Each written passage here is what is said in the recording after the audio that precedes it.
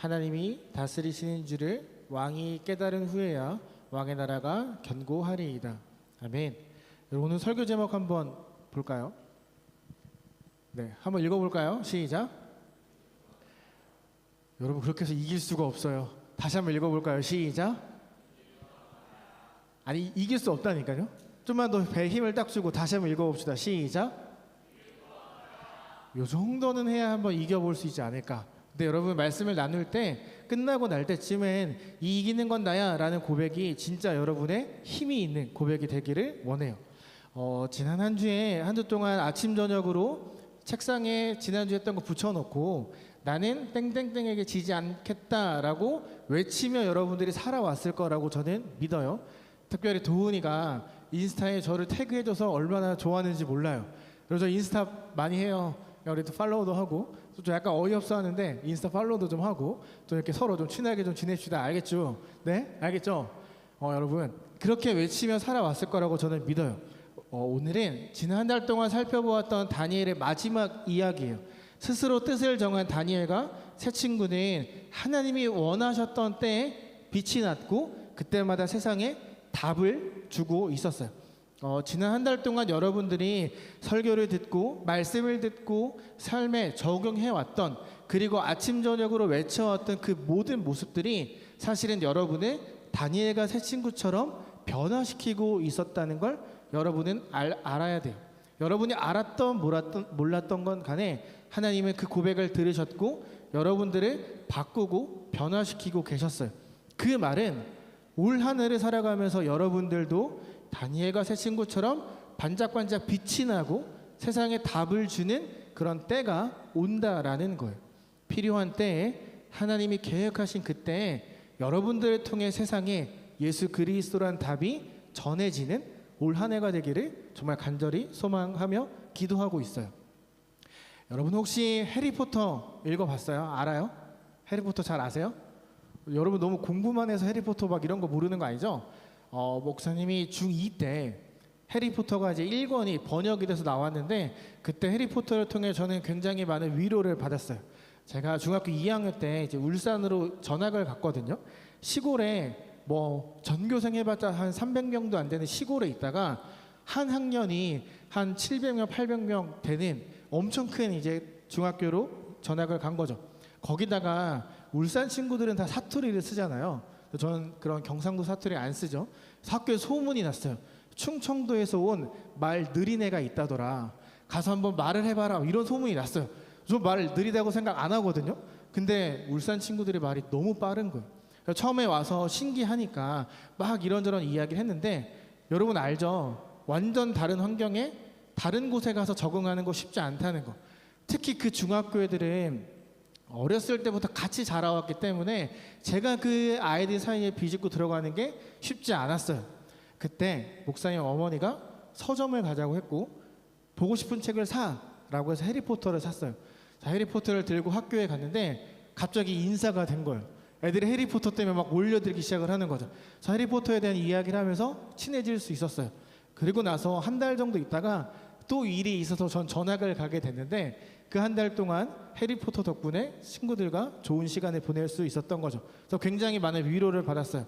근데 여러분, 해리포터 보면 이름을 말해서는 안 되는 누군가가 등장하잖아요. 그 사람이 누군지 알아요? 누구죠? 말하면 안 되지. 이름을 말하면 안 되는 사람인데 볼드모트 있잖아요. 여러분, 이 볼드모트가 어떻게 하죠? 사람들을 막 죽였고 해리포터와 부모님을 죽이려고 하다가 해리포터 엄마의 그 사랑 쉴드를 받고 모든 걸 다 잃어버리잖아요. 그렇죠? 힘을 잃어버렸어요.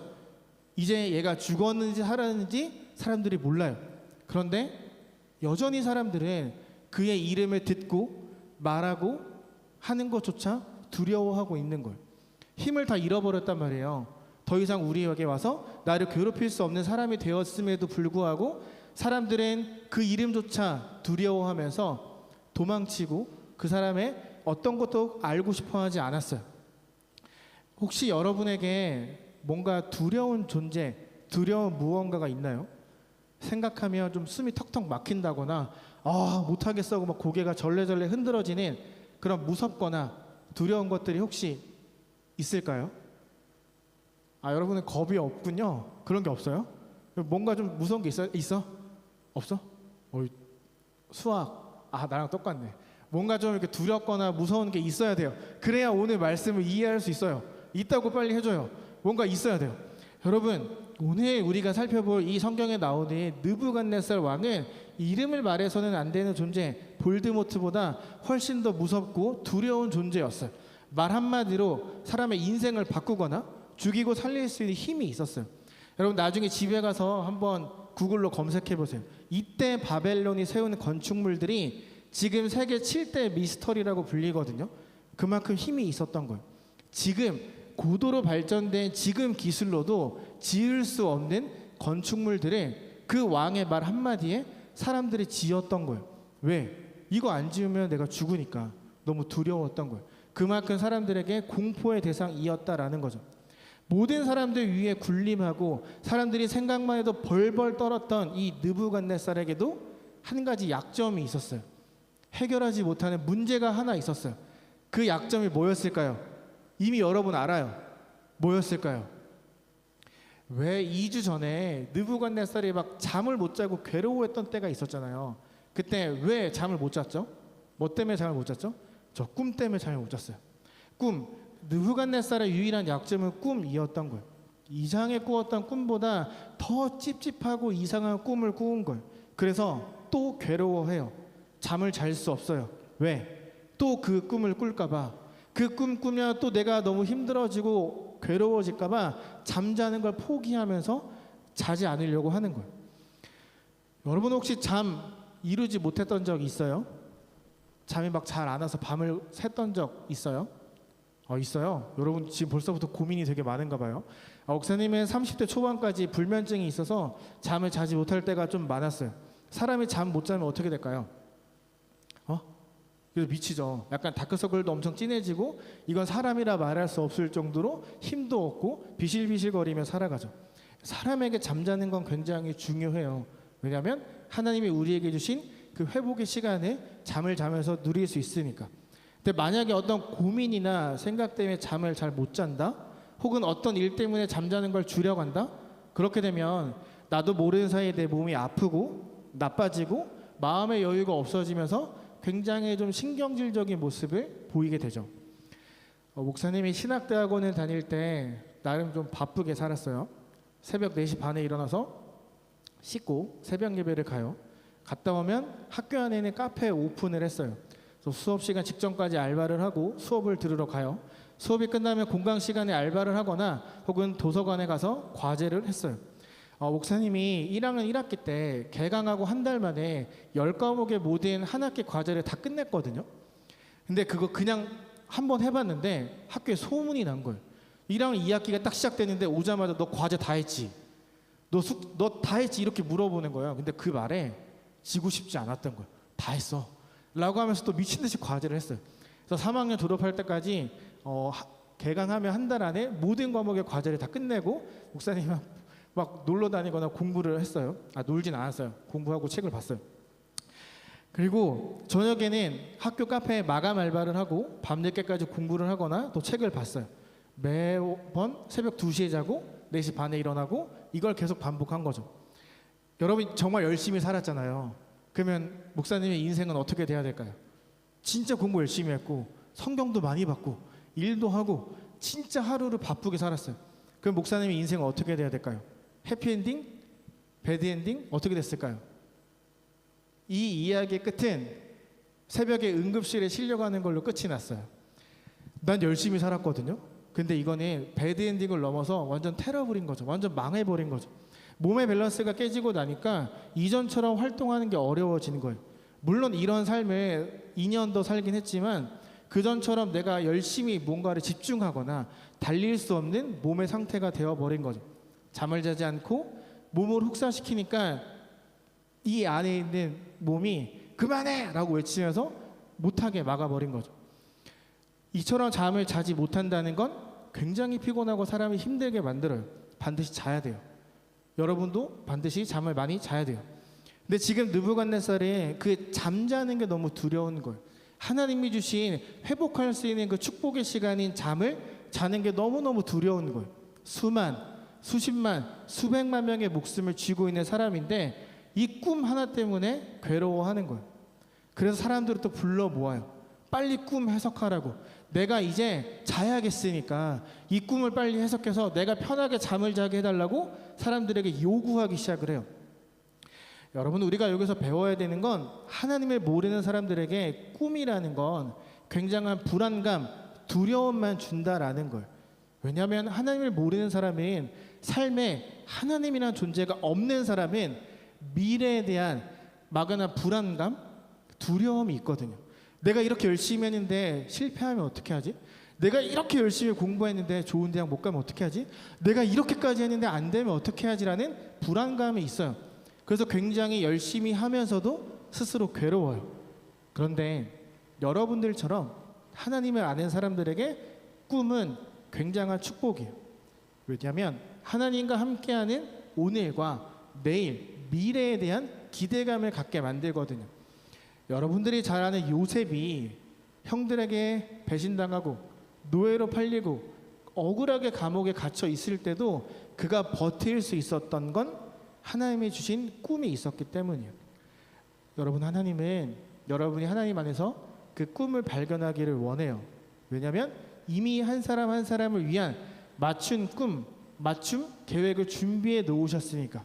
근데 이렇게 말할 수 있죠. 저 지금 꿈이 없는데요. 저 하고 싶은 게 없는데요. 여러분, 괜찮아요. 지금 당장 꿈이 없어도 내가 무엇을 하며 살아야 될지 정하지 못해도 괜찮아요. 왜냐하면 그 꿈을 찾는 시기가 좀 길어지는 것 또한 하나님이 여러분을 위해 세워놓으신 계획의 일부이기 때문이에요.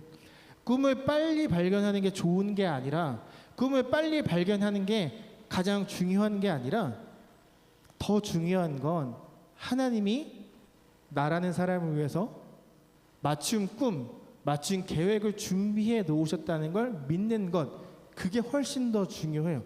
꿈 빨리 찾으면 좋죠. 뭔가를 더 준비할 수 있으니까. 그런데 꿈을 빨리 찾는 것보다 더 중요한 건 나를 향한 하나님의 계획을 먼저 믿는 게 중요해요. 또 이렇게 말할 수 있어요. 못 믿겠어요. 진짜 나를 위한 계획이 꿈에 있는지 의심이 돼요. 여러분, 의심하는 거 아주 좋은 자세예요. 의심이 되면 의심하세요. 더 이상 의심할 수 없을 만큼 하나님한테 계속 질문을 던지는 거예요. 여러분이 하나님을 의심하고 질문하는 만큼 그 꿈과 계획을 더 잘 깊이 이해하게 될 거예요. 진짜 그리스도인, 진짜 예수님을 닮아가는 사람들은 덮어놓고 믿는 게 아니에요. 내가 내 머리로 이해되지 않는 성경의 이야기들이 덮어놓고 믿는 건 좋은 믿음이 아니에요. 의심하는 사람이 좋은 믿음이에요. 근데 이때 중요한 건 하나님이 모든 것들을 하셨다는 믿음과 예수님이 내 구세주라는 그런 확신을 갖고 질문하면서 의심하는 거예요. 어쩌면 이렇게 생각할지 몰라요. 이런 질문하면 너 교회 다닌 지 얼마나 됐는데 아직도 그걸 몰라? 라고 하지 않을까? 너 목사님 아들 딸이면서 그것도 몰라? 라고 하지 않을까? 이런 거 질문하면 나 믿음 없다고 누가 눈치 주지 않을까? 이렇게 생각하면서 그냥 넘어가지 말고 이해되지 않는 게 있으면 반드시 물어봐야 돼요. 와, 이런 것까지 물어봐야 되나 싶은 거까지 물어봐야 돼요. 의심해야, 하나님에 대해서 계속 질문을 해야 더 깊이 하나님을 생각하고 알아갈 수 있게 되거든요.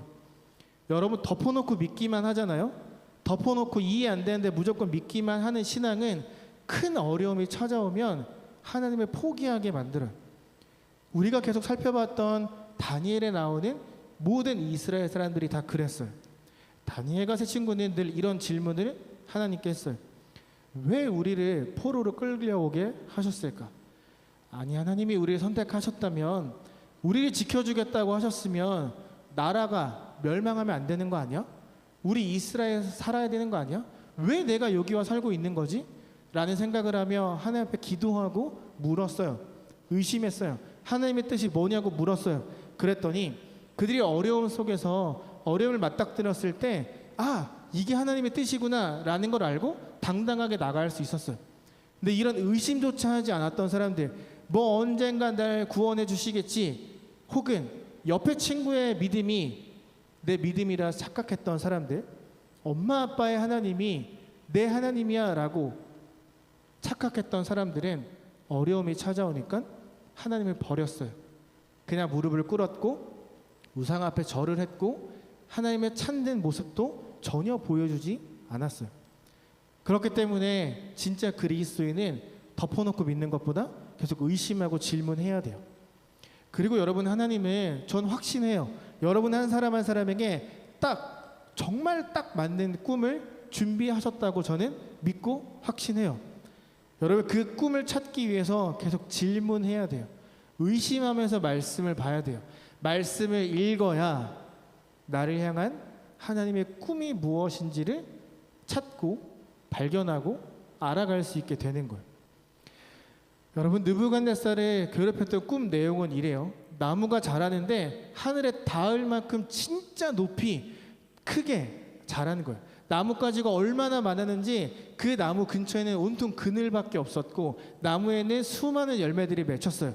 사람들이 나무에 와서 그늘 밑에서 쉬면서 열매를 먹고 편안하게 살아가기 시작을 해요. 성경을 보면 나무가 하늘에 닿았을 때쯤 한 사람이 내려왔다라고 이야기를 해요. 모든 사람들이 이 나무를 보면서 그 누구도 이 나무를 벨 수 없어. 이 나무는 내가 쉴 곳이야. 이 나무는 누구도 건드릴 수 없어 라고 생각했는데 하늘에서 내려온 한 사람이 칼을 확 휘두르니까 나무가 넘어갔어요. 여러분, 나무가 넘어가면 뭐만 남죠? 밑둥만 남는 거예요. 사람들이 밑둥을 보면서 생각하는 거예요. 이 나무가 어떻게 넘어갔지? 그러면 이제 우리에게 쉴 곳, 먹을 게 아무것도 없잖아 라고 괴로워하기 시작을 하는 거죠. 이 크고 높은 나무는 바벨론 느부갓네살 왕, 우리가 살아가는 세상을 이야기를 해요. 이 꿈에 대한 이야기들을 모든 사람들이 이 꿈 해석 못하겠어요 라고 하면서 뒷걸음질 쳐요.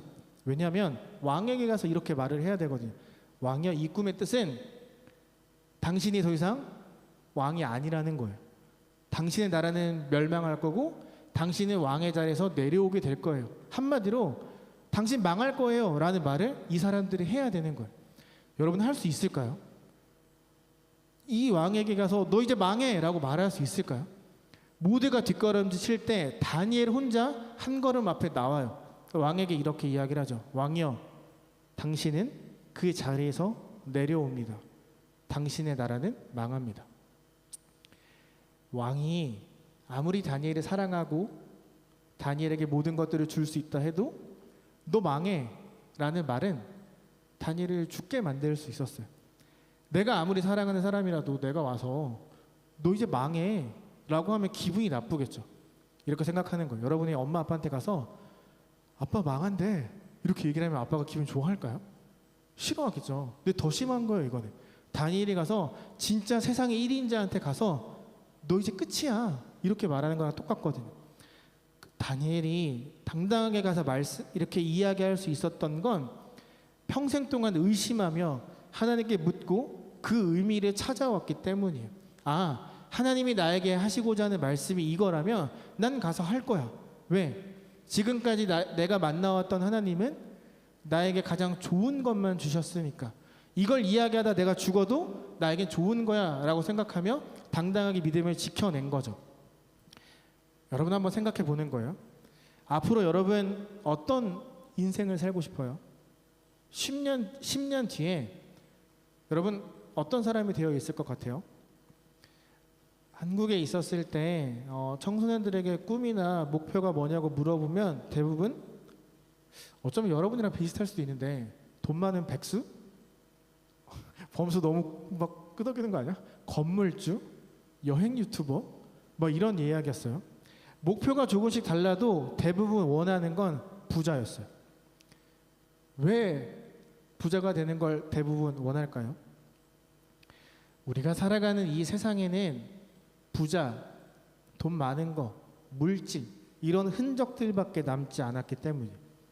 더 이상 하나님이 보이지 않고 좋은 대학, 좋은 직장, 돈, 여행 유튜버처럼 여행 다니면서 마음껏 먹을 거 먹고 놀고 돈 벌고 하는 그런 것들이 좋아 보이는 흔적만 남아있기 때문이에요.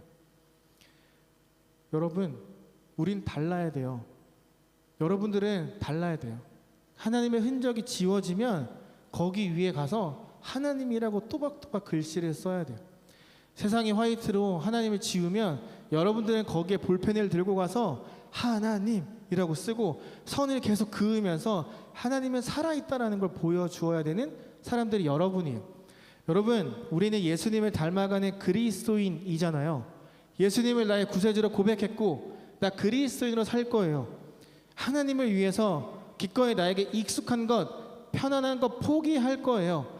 세상에 하나님의 흔적을 남길 거예요 라고 고백한 사람들이 저와 여러분이에요. 여러분 어떤 그리스도인이에요?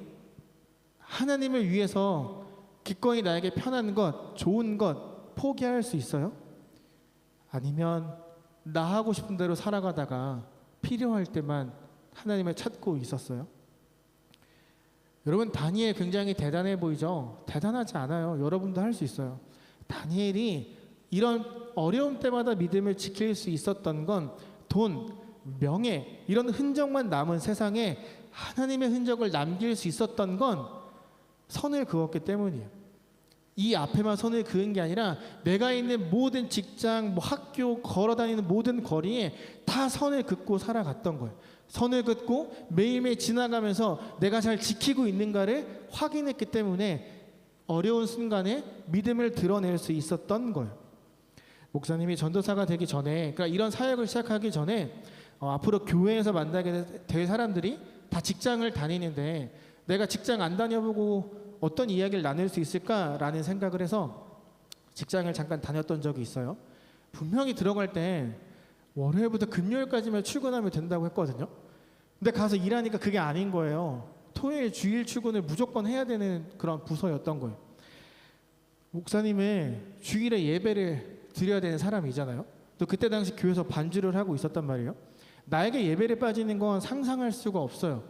그때 청년부 예배가 토요일이었는데 토요일날 예배를 드리고 주일날 출근하는 것도 용납이 안 됐어요. 난 주일날도 예배를 드려야 되는 사람이니까. 주일날 가서 함께 하나님의 예배하는 모든 사람들과 나의 예수님을 고백해야 되니까 주일 출근을 할 수 없었어요. 그래서 고민하며 기도했어요. 그러다가 주일 출근을 하지 않기 위해서 일주일에 미친 듯이 일하기 시작했어요. 남들보다 1시간 먼저 출근하고 일도 열심히 하고 내 일에 빵꾸 내지 않고 다른 사람들 일을 다 도와주고 누구보다 늦게 퇴근했어요. 어떤 날은 새벽 4시에 퇴근해서 그냥 교회 가서 새벽 예배 드리고 샤워하고 다시 출근했던 적도 있어요. 그렇게 한 2달 정도 하니까 팀장님이 한 모든 팀원들을 모아놓고 이렇게 말씀하셨어요. 양위석은 토요일과 일요일에 출근하지 않는다. 누구도 연락하지 마. 아무도 얘한테 연락하지 마 라고 했어요. 여러분 제 자랑하는 게 아니에요. 저는 예배를 가기 위해서 내 있는 자리에서 최선을 다했을 뿐이에요.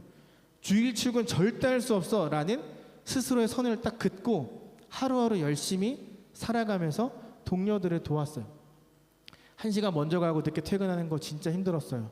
그런데 그럼에도 악착같이 버텼던 이유는 난 주일에 교회를 가야 되니까, 나는 가서 예배를 드려야 되니까, 말씀을 듣고 한 주를 살아갈 힘을 얻어야 되니까 그 선을 지키기 위해 악착같이 버텼을 뿐이에요. 그랬더니 하나님이 선을 지킬 수 있는 힘과 능력을 주셨고, 아까 말했던 그 팀장님 우리 팀장님 아니었어요. 옆 부서 팀장님이었어요. 예상치 못한 다른 부서 팀장님을 통해 선을 지키며 살아왔던 것에 대한 답을 하나님이 들려주신 거예요. 제가 여러분에게 자꾸 선을 강조하는 이유는, 지겹도록 이야기하는 이유는 자칫하면 우리도 느부갓네살처럼 될 수 있기 때문이에요. 하나님이 필요 없는 삶을 살 수 있기 때문이죠. 솔직히 여러분 게임할 때 릴스나 쇼츠 볼 때 하나님 생각나요? 릴스 쇼츠 보면 시간 순삭이잖아요. 그리고 하나님도 내 머리에서 순삭 없어지잖아요. 누가 릴스 보면서 와 하나님 역시 뭐 이러면서 누가 릴스랑 쇼츠를 보겠어요? 아무도 안 보잖아요. 우리도 자칫하면 느부갓네살처럼 하나님을 알긴 아는데 내 마음대로 살아갈 가능성이 높다라는 거예요. 선이 있어야 여러분이 예수님 안에서 머물 수 있는 거예요. 여러분 무궁화 꽃이 피었습니다 게임 해봤어요? 해봤죠? 뭔진 알죠? 술래가 등을 딱 돌리고 무궁화 꽃이 피었습니다 하면 어떻게 해요? 그 뒤에 있는 사람들 어떻게 해요? 춤을 추던 뭘 하다가 돌아서는 거 딱 멈추잖아요. 그렇죠? 순례가 보지 않을 때는 자유가 우리에게 주어지는 거죠. 여러분, 하나님 없이 사는 사람의 인생이 딱 그거예요. 무궁화 꽃이 피었습니다를 외치는 동안 그 짧은 시간만 누릴 수 있는 자유를 누리며 살아가는 거예요. 걸리면 어떻게 돼요? 잡히죠? 이렇게 되죠? 쭉 서죠? 그러면 누군가 끊어주기를 기다릴 수밖에 없잖아요. 내가 잡혀 있는 동안 자유를 누리지만 거기 안에서밖에 자유를 누릴 수 없잖아요. 근데 출발선에 있거나 누군가 선을 끊어주면 우리는 어떻게 되죠? 마음껏 뛸 수 있는 자유가 허락이 되잖아요. 여러분이 그었던 그 선이 바로 무궁화 꽃이 피었습니다 에서 자유롭게 움직일 수 있는 출발선과 같았어요. 여러분이 첫 주에 선을 그었다는 건 예수님께 여러분이 도움을 요청했다는 의미예요. 예수님, 내가 이 선을 넘을 것 같으면 나를 붙잡아 주세요. 내가 이 선을 넘어가지 않도록 힘을 주세요. 내가 이 선 넘어가지 않도록 더 깊게 넓게 선을 그어주세요. 여러분은 몰랐겠지만 이미 여러분은 예수님에게 도움을 요청하는 선을 여기저기 그어놨다라는 거예요. 그런데 우리는 그 선을 지키는 것에 실패할 거예요. 무궁화 꽃이 피었습니다 할 때 출발선에 서 있으면 재미없잖아요. 가서 술래 머리를 때리던 선을 끊던 뭘 하든 가고 싶잖아요. 나도 가서 끝까지 가고 싶잖아요. 그래서 자꾸 선을 넘어가는 거죠. 자꾸 잡혀서 끌려가는 거예요. 그런데 여러분, 말씀대로 살아가지 못한다고 해서 이 선을 지키지 못했다고 해서 슬퍼하거나 힘들어하지 않았으면 좋겠어요. 하나님은 우리가 선을 지켜내길 원하지만 선을 지키지 못할 것도 알고 있어요. 그러니까 넘어져도 괜찮은 거예요. 한번 넘어가서 순례에게 잡혀가는 것도 괜찮아요. 실패하더라도 계속해서 이 선을 지켜보고자 하는 마음만 여러분이 포기하지 않으면 되는 거예요. 만약에 여러분이 선 넘어가 잡혀가잖아요. 죄 가운데 들어가잖아요. 그러면 예수님이 여러분을 구해 오실 거예요. 또 가서 선을 끊고 여러분을 다시 데리고 와서 여러분에게 진짜 은혜와 자유를 누릴 수 있게 해 주실 거예요. 다른 말로 여러분, 예수님은 여러분을 돕기 위해 모든 준비를 끝내놨다라는 거죠. 반드시 선을 지킬 수 있도록, 선이 무너지지 않도록 여러분과 함께 하고 있다라는 거예요. 그렇기 때문에 여러분이 세상을 이길 수 있는 거예요. 그렇기 때문에 세상에 답을 줄 수 있고 빛이 나는 존재가 될 수 있는 거예요.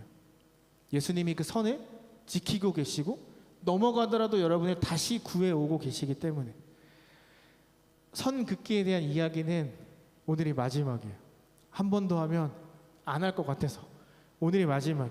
한 달 내내 들어왔던 이 선 긋기, 여러분 내가 그은 선을 꼭 기억하세요. 만약에 내가 첫 주에 뭐라고 썼는지 기억 안 나면 연락을 하세요. 그럼 제가 알려줄게요. 저는 새벽마다 아침마다 그 여러분이 그은 선을 하나씩 보고 이름을 불러가면서 여러분들이 이 선을 지킬 수 있도록 기도하고 있어요. 그리고 그 종이를 올해 12월 마지막 예배 때 여러분들에게 돌려줄 거예요. 마지막 예배 때 첫 예배를 드리며 그었던 그 선을 내가 잘 지켜왔구나, 하나님 감사해요라고 고백할 수 있는 여러분들이 되기를 바라요. 그러니까 2024년이 끝날 때 깊고 진한 선이 여기저기 그어져서 내 믿음을 지키고 예수님과 더 가까워진 인생을 살아내는 여러분들이 되기를 정말 간절히 소망하면서 기도하고 있어요. 이번 주 미션이에요. 이따 셀 모임을 할 때 여러분 여러 가지 이야기를 나누겠지만 이번 한 주 우리가 읽어나갈 성경을 셀별로 한번 정해보세요. 한 장도 좋고 한 권도 좋고 그렇게 말씀을 읽으면서 내가 읽은 말씀을 복사해서 카톡방에 올려주는 거예요. 여러분, 내가 읽은 말씀을 올리면 어떤 효과가 있냐면 말씀을 읽지 않았던 친구가 그 카톡을 보게 되잖아요. 얘가 말씀을 읽었네? 뭘 읽었을까 하면서 그 말씀을 보게 되는 효과를 줄 거예요. 그러니까 다른 말로 이야기하면 내가 선을 이렇게 지키고 있어, 너는 지켰니? 라는 질문이 그 말씀 안에 담겨져 있다라는 거죠. 여러분, 이 선 긋고 지키는 건 나 혼자 절대 할 수 없어요. 서로가 서로를 봐주면서 서로가 서로에게 힘이 되어주면서 서로가 서로를 기도해주면서 함께 가야 이 선을 우리가 지켜나갈 수 있는 거예요. 그 말씀을 통해 여러분 서로에게 질문하면서 오늘도 우리 선을 잘 지키며 살아가자라는 메시지를 서로에게 던져주는 거예요.